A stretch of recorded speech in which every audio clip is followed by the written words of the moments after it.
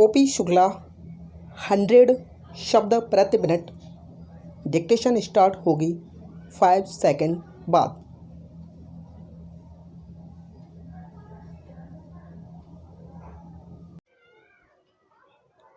Start.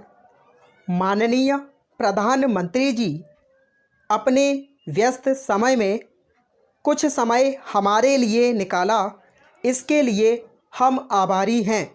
और अब मैं उनसे अनुरोध करूंगा कि इस सम्मेलन में आए हमारे साथियों तथा अधिकारियों का मार्गदर्शन करें। गृह मंत्री जी के स्वागत भाषण के बाद प्रधानमंत्री श्री राजीव गांधी ने दृढ़ और विश्वास भरे शब्दों में सम्मेलन में उपस्थित अधिकारियों को संबोधित किया। संक्षेप में उन्होंने कहा कि भारत में बहुत सी भाषाएं बोली जाती हैं, लेकिन हिंदी को सबसे ज़्यादा लोग समझते हैं और बोलते हैं। इसलिए हिंदी को हमने राजभाषा बनाने के लिए चुना है। यही नहीं, हिंदी का एक अपना इतिहास भी है और हमारी यह कोशिश रहेगी कि देश में सब लोग हिंदी बोलने और समझने लगें।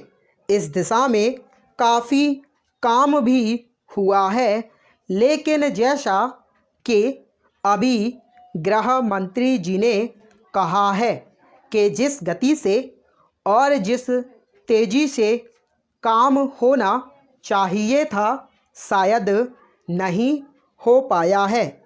कल हमारा एक दूसरा सम्मेलन हुआ था, उसमें भी कई मुद्दे उठाए गए थे। एक मुद्दा जो सामने उभर कर आया वह यह था कि आज भी सरकार का काम उचित भाषा में हिंदी में नहीं हो पा रहा है, जबकि जो आंकड़े पेश किए गए थे उसके हिसाब से किसी विभाग में 99%, किसी में 98% और किसी में 95% अधिकारी और कर्मचारी को हिंदी का कार्यसाधक ज्ञान था। हमें यह सोचना होगा कि ऐसा क्यों हो रहा है। यदि लोग हिंदी समझते हैं तो हिंदी में काम क्यों नहीं हो पाता? क्या हमारे आंकड़े ठीक हैं? क्या सचमुच 99% लोग हिंदी अच्छी तरह समझते हैं, या यह आंकड़े केवल प्रोत्साहन भत्ता लेने के लिए ही हैं? यदि हिंदी का प्रचार होना है और हिंदी में काम होना है तो हमें अच्छी तरह से हिंदी की जानकारी करनी होगी, खासकर जब कानूनी काम और संसद का काम होता है। हमें यह भी सोचना होगा कि हम किस कारण से इस दिशा में पीछे रह गए हैं, कहाँ पर हमने ध्यान नहीं दिया, और उसे ठीक करने के उपाय भी सोचने होंगे।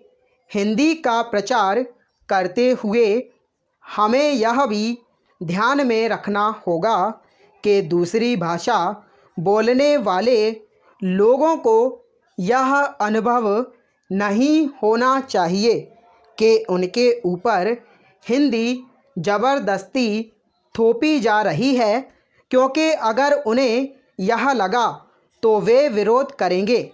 जो काम हम प्यार से और समझाकर कर सकते हैं वह ज़बरदस्ती करने से नहीं हो पाएगा।